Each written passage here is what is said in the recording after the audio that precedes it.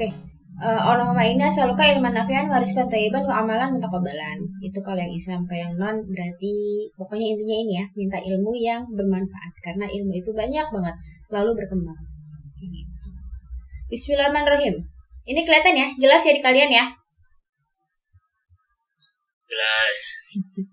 Dari tadi kata-katanya jelas doang. Oke, kabel komunikasi selam atau bawah laut atau kabel di dalam laut kayak gitu. Ini adalah komunikasi yang menggunakan fiber optik. Fiber optik itu kabel yang isinya kaca. Jadi terbuatnya dari kaca. Kalau kalian biasanya ngelihat kabel dari tembaga atau dari apapun itu, ini pakai kaca. Fiber optik itu isinya kaca. Nah, terus dia melewati laut. Jadi bisa pulau ke pulau, benua antar benua, negara antar negara, itu juga bisa. Nah, komunikasi itu berkembangnya bisa melesat tinggi itu biasanya saat lagi perang dunia. Perang dunia gini ya. Teknologi itu, sebuah teknologi di dunia ini itu terbukti bakal melesat jauh, bakal jadi canggih, bakal berkembang sangat-sangat pesat ketika lagi perang dunia. Nah, ketika lagi perang dunia kedua, itu ada namanya telegraf. Jadi komunikasi yang cuman ngirim titik-titik sama garis. Kayak sandi Morse gitu loh. Dia telegraf. Telegraf bukan telegram yang sosmed itu ya, bukan. Tapi itu telegraf. Jadi dia membentangkan kabel antar benua, insya Allah saya ingat ibu, dari Amerika ke Eropa seperti itu. Itu mereka pasang kabel di bawah laut buat ngirim data telegraf. Untuk apa? Untuk misalkan gini, Amerika kan punya base militer di banyak negara. Nah, gimana cara komunikasinya ke base camp utama yang di Amerika biar sama nih taktiknya tuh biar sama, biar bisa nyusun taktik kayak gitu. Nah, itu komunikasinya pakai telegraf saat perang dunia kedua. Itu baru ada. Nah, terus akhirnya nanti dijelasin. Lanjut. Itu pertama pakai kabel. Itu bukan kabel optik ya, itu masih pakai kabel tembaga. Nah, terus pada generasi kabel komunikasi selam selanjutnya yang dihantarkan adalah arus komunikasi data. Tadi kan telegraf cuma titik sama garis, bukan audio, bukan huruf, bukan video. Oke, jadi itu cuma titik sama garis kayak sandi Morse. Nah, terus sekarang itu udah bisa berupa data. Kalau namanya data berarti bisa video bisa diubah jadi data, ya kan? Terus suara bisa diubah jadi data. Nah, ini bisa menghantarkan data seperti itu. Jadi beda ya. Isinya tuh apa yang dibawa itu apa? Bisa berupa data, suara kah, teks kah, atau video kah. Tapi teks, video, sama suara itu bisa diubah jadi data. Kayak gitu. Nah, terus diameternya itu bisa sangat-sangat besar. Kayak gitu. Kalau di sini dijelaskan 69 mm. Enggak juga sih. Bisa. Nanti kalian lihat YouTube-nya. Jadi nanti abis ini kalian lihat YouTube, ibu kasih playlist, nanti kalian lihat itu segede-gede orang kabelnya, lebih besar daripada paha kalian kabelnya itu. Nah, nanti gunanya buat apa? Jadi contohnya kayak gini ya. Ini kabel laut. Yang di luar ini yang warna hitam, yang kayak benang, itu namanya ion. Itu intinya di dalamnya biasanya cuman satu kabel fiber optik. Yang tebelnya kabel fiber optik cuman kayak sehelai rambut. Intinya tuh cuman segitu. Jadi paling banyak tuh satu kabel, satu selongsongan gini itu isinya 12 kabel optik. Itu paling banyak. Cuman biasanya paling kalau nggak cuman 1, 2 isinya. Nah, kenapa bisa jadi gede-gede banget selongsongan kabel ini? Itu karena untuk melindungi. Kan nanti ditaruh di bawah laut gitu. Jadi biar nggak rusak, biar datanya tidak terdistraksi, makanya diperlukan banyak struktur perlindungan si kabel itu. Jadi kabel yang gede-gede gitu isi cuman kalau nggak cuma satu, ya dua gitu biasanya. Kayak gitu. Ini kabel laut. Nah, terus kapal khusus bawa kabel laut. Nah, kapal ini harus khusus ya. Karena apa? Karena di tengah-tengahnya ada tempat buat naruh kabel. Kan itu buat narik kan dari pantai ke pantai kayak gitu. Jadi nggak sembarangan kapal yang bisa dipakai. Nah, ini kapalnya pun baru ditemukan ketika Perang Dunia Kedua. Untuk spesifikasi tahunnya Ibu lupa. Pokoknya ini baru ada ketika Perang Dunia Kedua, baru ada si kapal khusus kabel laut seperti itu. Jadi nggak bisa sembarangan. Terus dia juga belakangnya harus ada kontraktornya ya. Itu namanya apa? Kalau yang ada di kontraktor, dia buat nurunin kabel kayak gitu.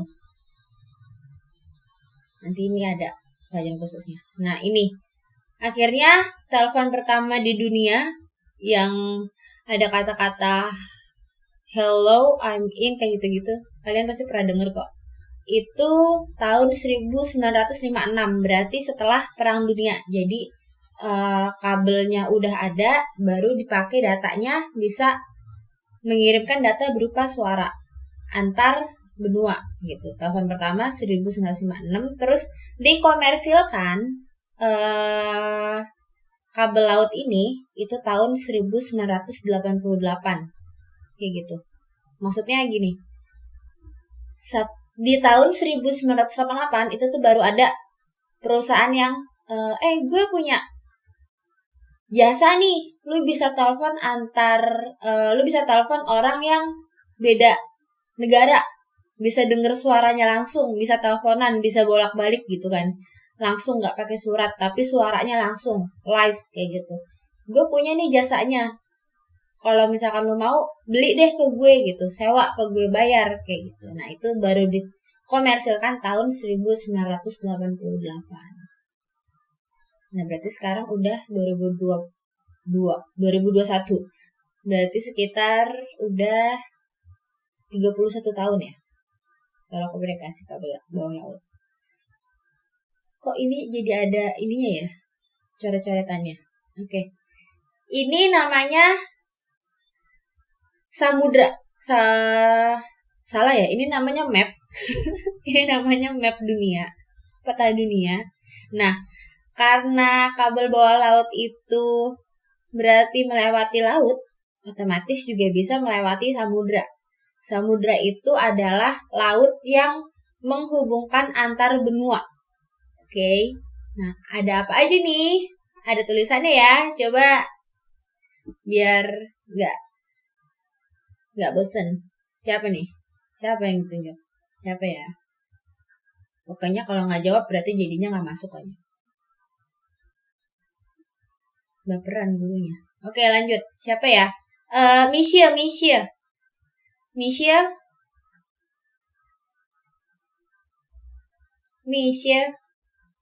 Halo Michelle, are you there? Michelle Marcella. Iya, Bu. Iya, samudra ada apa aja di sini? Ada tuh contekannya. Samudra itu bahasa Inggrisnya ocean. Iya, Bu. Putus-putus, Bu. Bentar, Bu. Oke. Emang suara Bu Asa putus-putus dari tadi? Enggak, Bu. Jaringan saya. Oh, begitu. Oke. Coba apa? Samudra adanya apa aja, Misha? Tinggal dibaca tuh. Samudra India, Samudra Pasifik, terus Samudra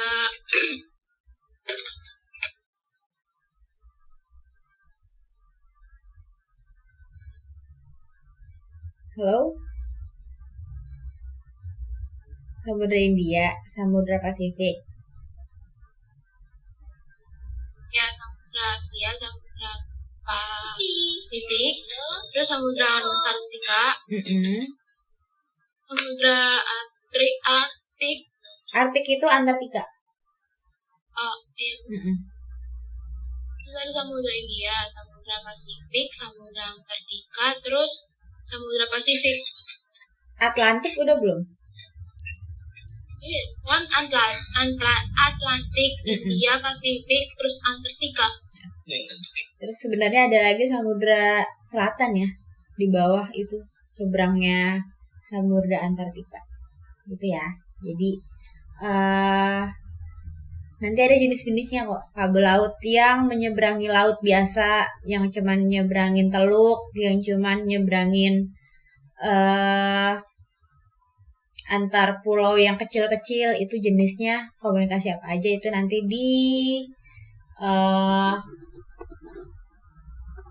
dipelajari. Nah terus kalau misalkan teluk itu berarti antar pulau sama pulau yang kecil-kecil nih. Kelihatan lah ya, ibu nggak bisa nunjuk, ini nggak ada pointernya.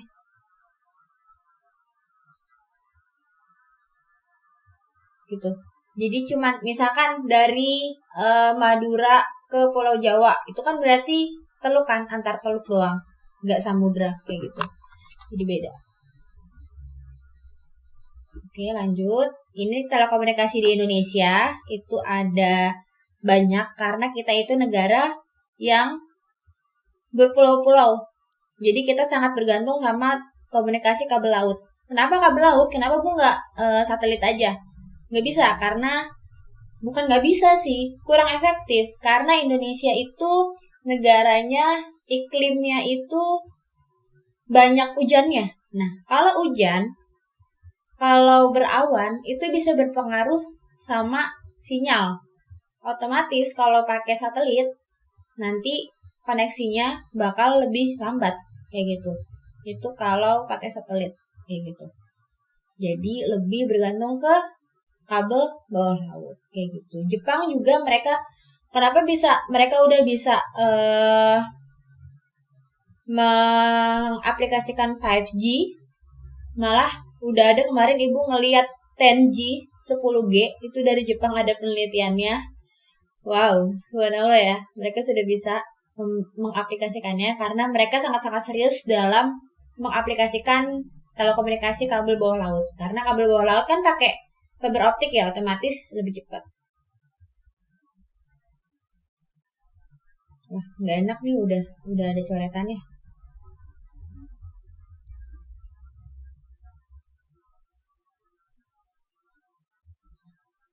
Ibu share ini aja kali ya, foto.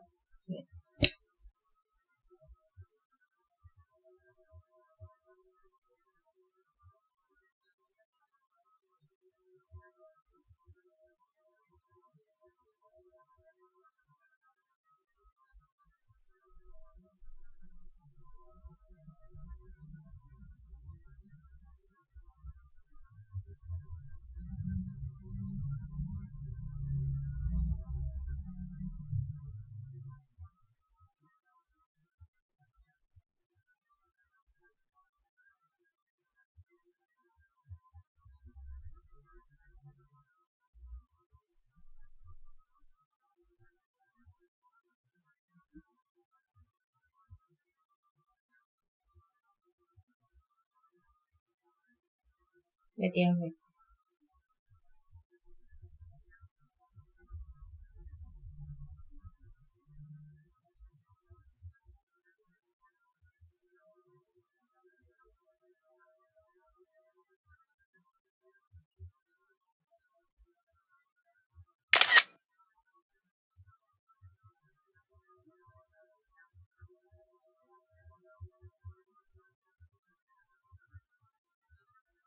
Apakah sudah bisa dicoret-coret? Nggak bisa juga. Oke, dilihat ya. Di situ ada kotak warna biru. Itu adalah perangkat telekomunikasi yang ada di pantai. Jadi telekomunikasi kabel laut itu ada dua jenis. Yang pertama ada yang di pantai, sama ada yang di bawah laut.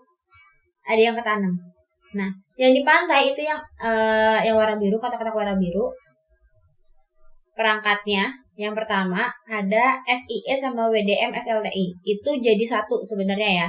Jadi WDM SLTI sama SIE itu termasuk dalam perangkat SLTI. Apa itu SLTI? Ada di atas tulisannya, Submarine Line Terminal Equipment. Kayak gitu. Jadi itu adalah perangkat telekomunikasinya, itu semuanya ada di situ. Maksudnya kayak teknologi yang untuk telekomunikasi. Misalkan modulasinya ada di situ, semuanya ada di situ. Nah, terus ini perangkat besarnya ya. Ada lagi NMS. NMS adalah kepanjangan dari, nggak ada di situ ya. Network Management System. Network Management System. Network jaringan, manajemen sistem. Jadi dia untuk manajemennya, dia adminnya istilahnya. Jadi dia yang ngatur. Dia bisa ngatur tentang pulsa misalkan gitu ya. Terus bandwidth, ini jaringan yang ini agak disepitin aja deh bandwidthnya, yang sini dibesarin soalnya lebih padat kayak gitu. Itu yang ngatur adalah NMS gitu. Terus semuanya pengaturan dari situ. Biasanya bentuknya adalah komputer gitu. Dia bentuknya ada komputer, cuman komputer, raknya cuman kecil, nggak sebesar SLTI. Nah, terus ada lagi PFE, intinya ya, Power Feed Equipment. Power daya, kekuatan, power daya, feed, makanan, equipment, perangkat. Power Feed Equipment. Nah, itu gunanya adalah dia mensuplai listrik buat perangkat-perangkat yang di bawah laut. Tadi kan ada perangkat yang di pantai, ada perangkat yang di bawah laut. Nah, CPFE ini ngasih makan ya. Makannya peralatan kan listrik. Berarti dia menyediakan listrik untuk perangkat yang ada di pantai, sama juga yang di kabel bawah laut. Sama perangkat yang ada di bawah laut. Kayak gitu. Oke. Nah, apa itu SSE? SSE itu adalah penghubung antara SLTI sama PFE. Ini nggak kita pelajari. Jadi itu panahnya sebenarnya ke NMS ya, yang gambar-gambar itu. Gitu. Nah, terus ada lagi perangkatnya CTB, Cable Terminal Box. Jadi dia adalah tempat kabel, karena Cable Terminal Box, kabel terminal box gitu. Ya, jadi dia tempatnya kabel biar rapi. Jadi nanti outputnya ke pantainya melewati CTB kayak gitu. Jadi perangkat utamanya yang pertama ada SLTI, Submarine Terminal Equipment, terus ada NMS yang kita pelajari, Network Management System, PFE, sama CTB kayak gitu. Itu yang di pantai. Ya, betul.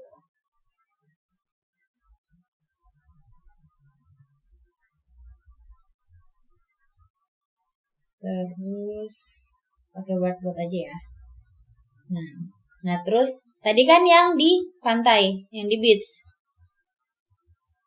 Ada SLTI, ada NMS, ada PFE, sama CTB. Oke. Nah, dari CTB kabel kan ke laut. Yang di bawah laut ada perangkat apa aja? Pertama, pastinya, pasti ada kabel. Gitu. Ada kabel fiber optik ya. Terus ada juga namanya repeater. Simbolnya apa repeater ya? Ini kali ya, repeater.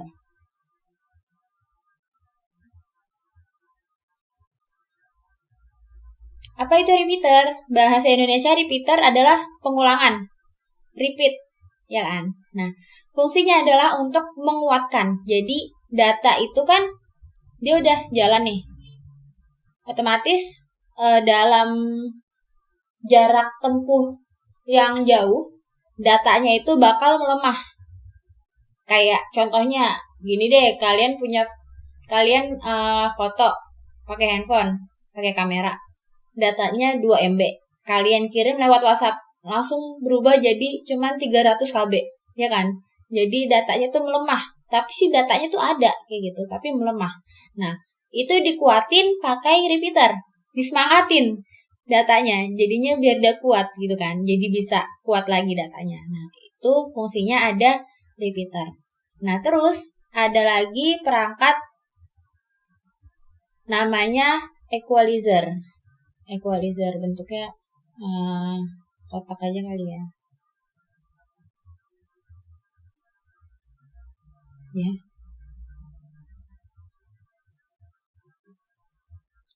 Equalizer. Dia gunanya untuk memperbaiki sinyal yang berubah bentuk. Biasanya equalizer itu ada ketika repeater udah sebanyak 15 repeater.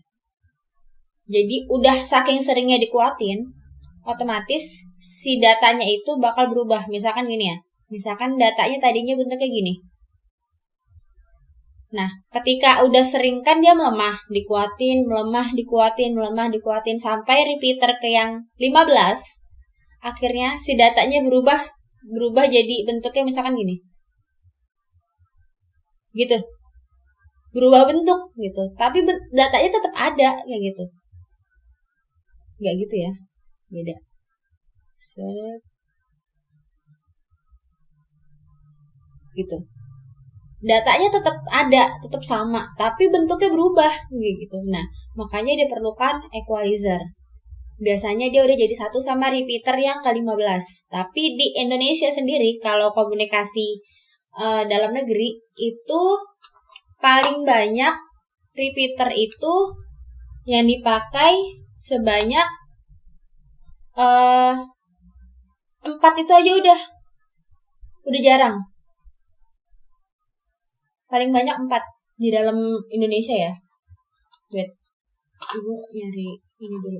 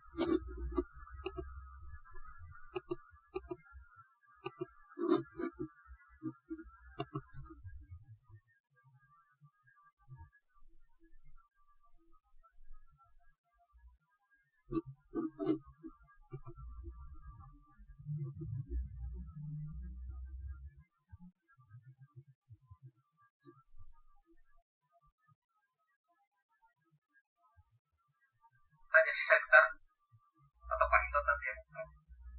Ada.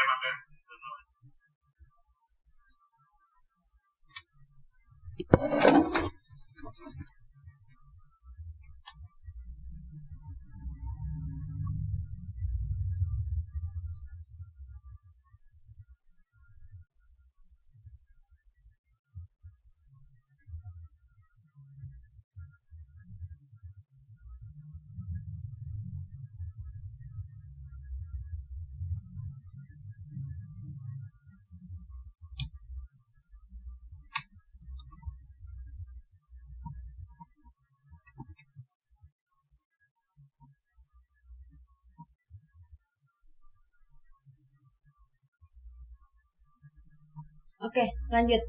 Terus ada lagi perangkat di dalam laut itu namanya balancing unit. gimana ya? Gini misalkan. Oke, branching unit cabang.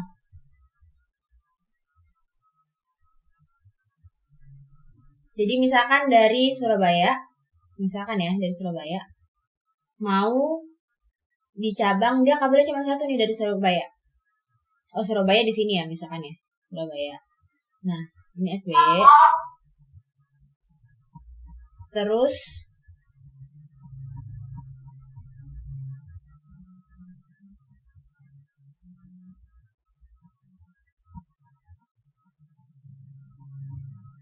ada namanya mau ke Madura sama ke Bali. Nah, ini yang ke Bali, itu si cabang ke Madura. Kayak gitu. Jadi pokoknya intinya lebih dari satu branching unit. Nggak mesti cuman 2 tujuan. Bisa lebih dari pokoknya intinya lebih dari 2, bisa 3, bisa 4, bisa 5. Pokoknya dicabangin dari 1 jadi lebih dari 1. Kayak gitu ya, itu branching unit. Nah, baru udah sih cuma 3 perangkat yang ada, ada 4 ya. Perangkat yang ada di kabel di bawah laut, ada kabel, ada repeater, ada equalizer sama branching unit. Kayak gitu.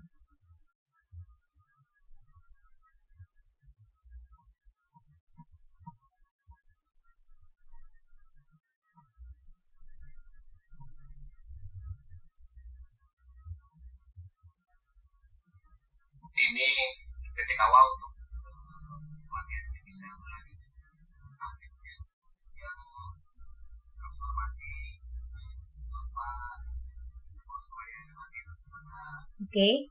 Nah, terus semua kabel laut itu dirancang biar selama 25 tahun itu nggak ada perbaikan masalah internal. Maksudnya perangkatnya rusak, perangkatnya mati listrik kayak gitu, itu nggak ada. Jadi dirancang selama 25 tahun. Kecuali kalau kerusakan kayak akibat eksternal, misalkan gempa, tsunami kayak gitu, itu nggak dihitung, tidak terkendali kayak gitu. Nah, jadi dirancang selama 25 tahun itu supaya nggak rusak. Nah, terus udah ada yang bisa kabel bawah laut itu mencapai kedalaman 8.000 meter. Tapi ini jarang banget ya, 8.000 meter.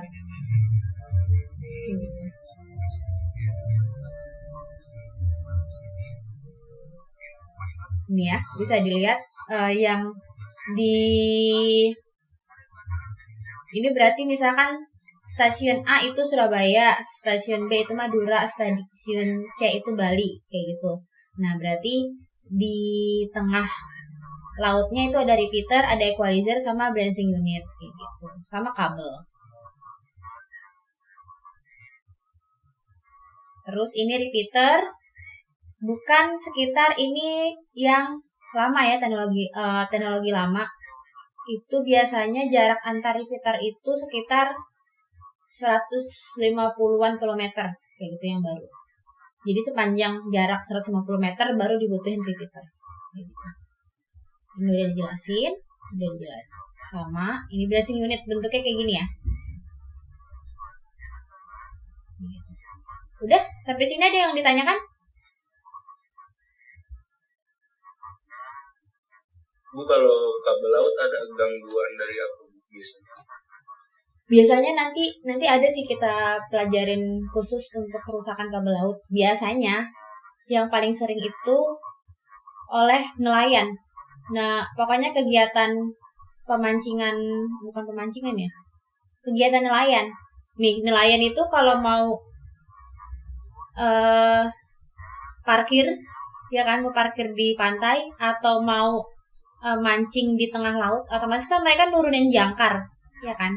Nah, itu bisa merusak kabel. Terus misalkan juga mereka nangkep ikan, lempar jaring, itu bisa jaringnya nyangkut di kabel, kayak gitu, di kabel bawah laut. Jadi kerusakan paling banyak itu akibat kegiatan nelayan kayak gitu. Untuk yang lain-lainnya nanti dijelasin.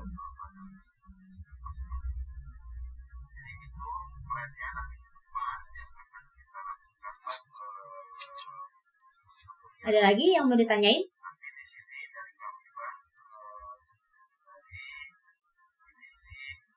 sampai sini. Jadi nanti di pertemuan berikutnya yang seperti udah Ibu jelaskan, kalau di Bu Asa itu udah dijelasin belum ya? Kalau di Bu Asa itu bakal jarang ngasih tugas di luar pelajaran, di luar jam belajar. Kalau di luar jam belajar berarti itu proyek bentuknya. Misalkan kalian bikin desain, bikin perencanaan kayak gitu-gitu, itu baru di luar pelajaran. Tapi kalau misalkan kayak cuman kuis, cuman ulangan kayak gitu-gitu, itu di dalam pelajaran. Nah, nanti di pertemuan berikutnya kita ulangan tentang materi ini kayak gitu. Nanti Ibu upload ini di YouTube. Seperti itu. Ada yang mau ditanya?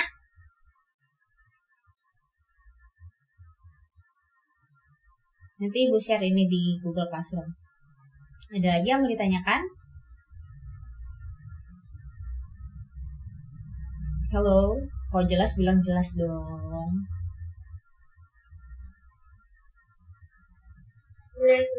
Oke, alhamdulillah jelas. Oke, jadi tugasnya untuk hari ini ada 15 menit. Kalian nanti nonton video YouTube, nanti Ibu share playlistnya. Tadi juga kepotong sama Pak Febri ya. Harusnya ada waktu setengah jam ini buat nonton YouTube. Jadi silakan kalian nonton YouTube yang Ibu kasih. Ada playlist, ada 5 video. Nanti kalian upload history YouTube-nya kayak gitu. Jadi kalian bisa lihat di dunia tuh bentuk realnya kayak apa sih, biar ini tuh bukan ilmu goib kayak gitu ya. Oke. Jadi nanti kalian lihat di YouTube-nya. Nanti di-upload di Google Classroom. Oke? Thank you udah PJJ hari ini. Kurang lebihnya Ibu mohon maaf. Kalau lebih ya udah, nggak minta maaf. Sekian, semoga kalian ngerti. Jadi minggu depan. Tadi tugasnya apa, Bu? Tugasnya kalian nonton video YouTube ya. Nanti Ibu kasih playlistnya, linknya. Nanti kalian upload di Google Classroom.